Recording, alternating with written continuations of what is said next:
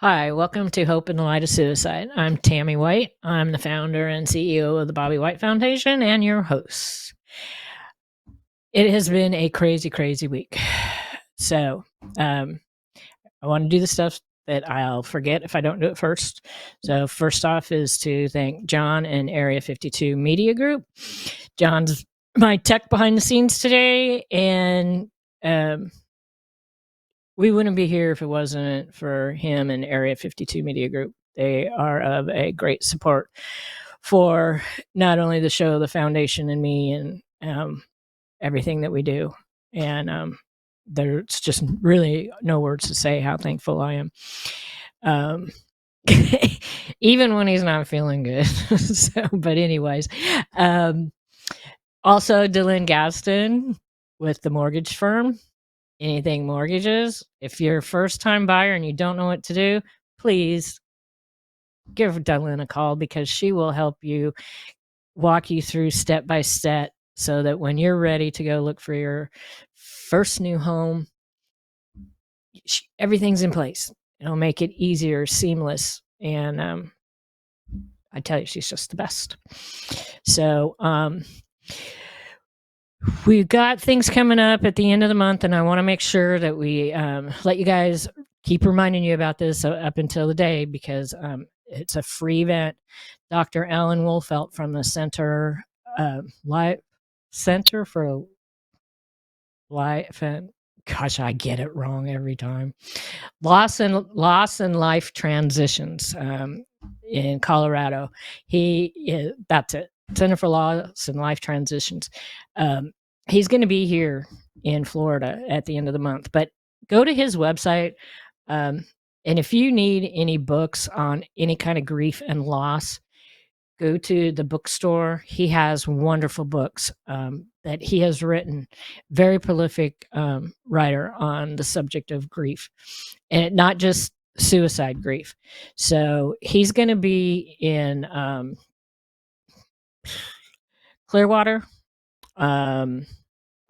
February 25th and 26th. Yep.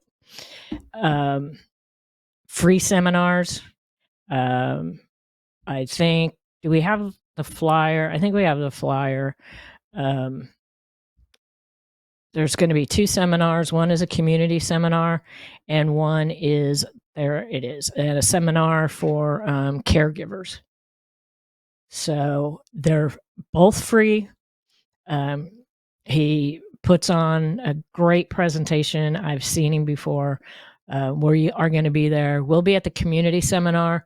I probably won't be at the caregiver seminar, but if you know any caregivers and you're in the area during this time, please, it's worth going and listening to him. He puts on seriously, it's great. We base our support groups off of his teachings.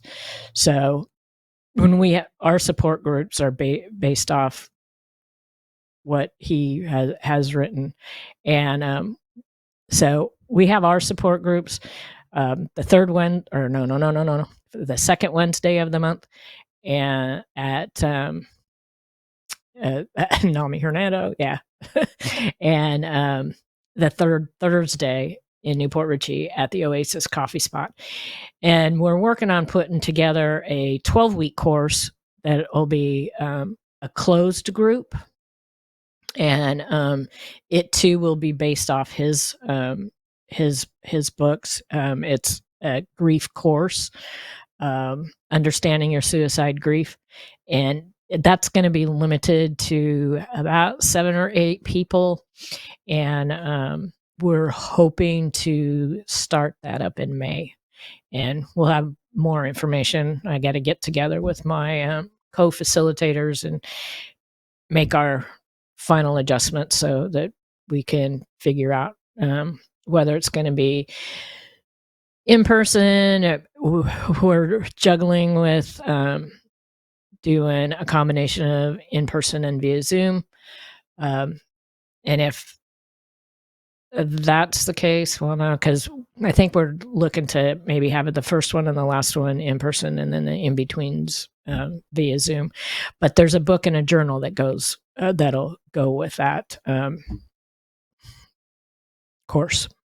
So we're excited about that. So it's based off his teachings, and I really, really want to go out to Colorado and take his training. So I'm hoping if we can raise enough money throughout the year, and when Art for Hope comes up September 11th, that maybe in December, that's the first training that I'd really like to go through, which is the suicide specific training with him. But it's in December in Colorado. Burrs. But we'll see. So if it seems like I'm a little kind of, well, I'm kind of like always a little off sometimes, but this week has been a crazy week. But in a good way. It does, things sometimes do take a toll on me, and I have to step back. So like over the weekend, I probably will not be doing any peopling. I don't know if I had mentioned it. I got a call from an instructor at Jersey College in Brooksville. It's a nursing school. The campus is located at in their medical arts building at Tampa General Hospital in Brooksville. And she wanted me to come up and speak to her nursing students. I guess they have a mental health class. And so she was trying to get it arranged so that I could, she has 3 classes, and she was trying to get it arranged so that I could come up and speak to all 3 classes at one time. And something happened that wasn't going to really work out. So she called me last week and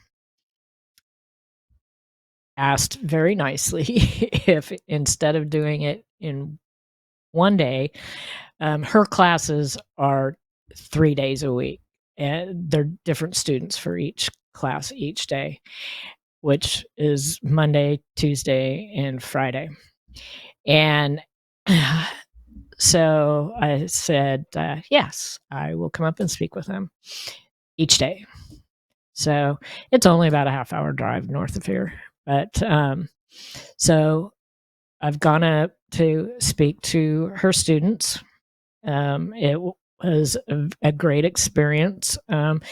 Usually when I speak to people or organizations, I take a PowerPoint, and I have all these statistics from here locally, the Tampa Bay area and stuff. And so I took my laptop and took all that stuff, but it wasn't that kind of thing that she wanted me to talk about. She wanted her students to hear the personal side of somebody being a suicide loss survivor. She wanted her students to know what it is like, what we go through, the grief, the guilt, just all of it. And so I didn't bring out the PowerPoint. It was just me talking to the students. It's small classes, only 5 or 6 students in each class. And it was a really good experience. I was open for them to ask me questions, and which they did. Some of them cried. My neighbor says if I don't make somebody cry, then I didn't do my job. But I don't like making people cry, but it happens. And so I get close to crying at times when I'm speaking. I do it here. But the students were really, they were great. They asked really good questions. And even, how am I able to go and speak to people like this after going through, what I went through. And so, I told him, I'm an open book when it comes to this. because I want to be able to help people like me, like friends of mine, our co-facilitators, Kathy and Teresa. Um, my producer, John, he is a loss survivor. Um, it's that's what makes me feel better. And yeah, it's hard. It's and especially when like this week is, and I got my business to run. By the way, that piece of artwork is available for sale. So, so and that's kind of taken a little turn, kind of for the good, but it's hard on my mental health, and so that's where I have to be careful. But like this week, so Monday I was up at Jersey College. Tuesday morning I was up at Jersey College. We taped the show this week. I had Rotary on Wednesday. Friday, I go back to Jersey College, and Friday night is my niece's flag football game that I promised I would go to. So by today, Saturday, when this airs, my gates will close, and am not going to people. Well, not totally. I talk to my neighbor every day, so but but she's part too of, she checks in with me to make sure that I'm okay with doing whatever it is that I'm doing, that I don't go off the rails, that I'm taking care of my mental health. And when there's a lot of this going on, sometimes that's hard, and you have to sit back and just take a breath and take some time. With my business, I'm getting tons of referrals from the other independent custom frame shop in town, shut down their framing operations. And so now I'm the only independent custom framer in West Pasco. And so they're referring all their customers to me. So I have to keep my head in the game here and make sure that I stay on track, which is really, really hard. It's been very, very difficult since Bobby died. I didn't work for like the first 3 months. Fortunately, the clients that I have I have the best customers. They were willing to wait, or just, let me take my time. And then when I broke my leg and I couldn't work for, 4 to 6 months. And then when I went back to work, it was slow because trying to frame pictures on crutches is kind of hard. And then, you think you're getting there, you're getting your head in the game, and you go through a depression, and you break your wrist and your right wrist when you're right-handed. And what do you use your hands for? Work, you know. And sometimes it's hard, the concentration, and that's one of the things that I discussed with the nursing students is, your brain's not the same. Mine's not the same. I'm not the same person I was at all before Bobby died. My brain's not the same. My thinking is not the same. Brain fog is bad. Concentration is bad. Sometimes it's really good, but a lot of times it doesn't last very long. The same thing with, I explained to them how hard grief is, and that it actually really hurts, like right here. It's always there. I have learned I can be happy, and I know what that feels like again, but it doesn't last. And I want it to last longer. Um, so we had really good open conversations. They were very attentive. But these are it's being a real person and talking to them as a real person going through extreme trauma. is is what it is. And the idea, I think, for the instructor to have me speak to these students is so that they have more understanding of what people or their patients may be going through. I guess they took a field trip to the county jail up there, and I guess they were kind of appalled at how the nurses at the county jail had zero empathy, sympathy, anything for their patients at the county jail. And the instructor said, that it's they're institutionalized, is basically that's how they've brought their brain into having to deal with the inmates that need their help, instead of showing sympathy or empathy. And she really wants to bring this home to her students in their mental health training part of their nursing program. And I think it's amazing. And I really hope this is the first time I've spoken to a class of nursing students. Usually I'm speaking to organizations, professionals in the community, but it was a really great experience, and I'm hoping I get to do it again. I'm sure that with her next round of students that we'll be going up there, and I gave each of them a copy of our purple folder. I don't have one here, and a little goodie bag that had the pins in it, and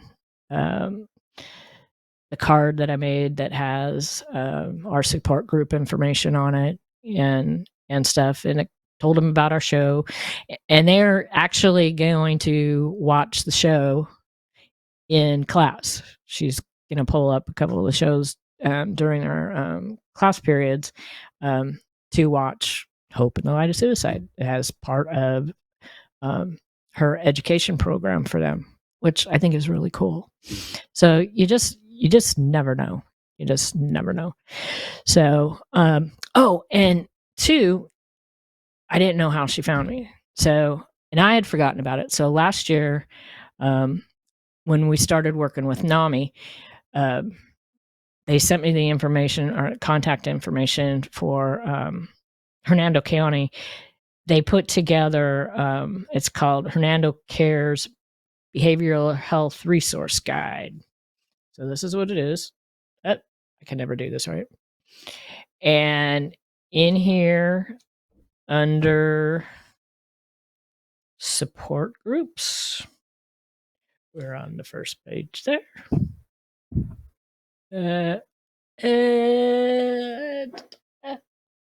I can't see with the glare, but right at the bottom.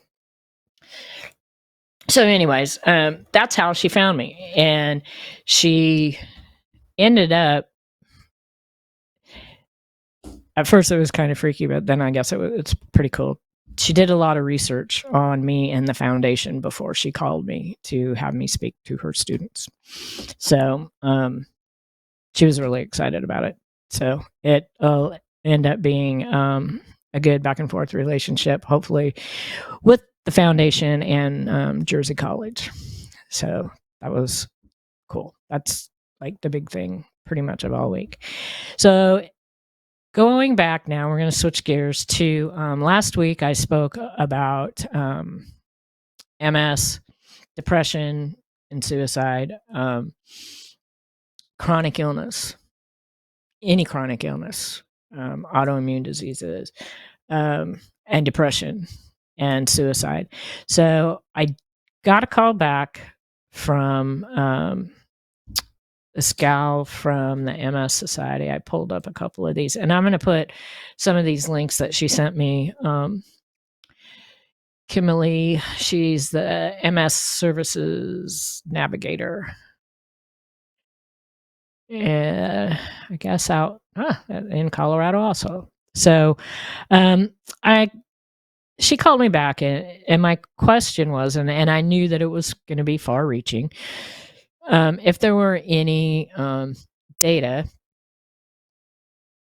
around MS and suicide, and very little. And we had a really good conversation also.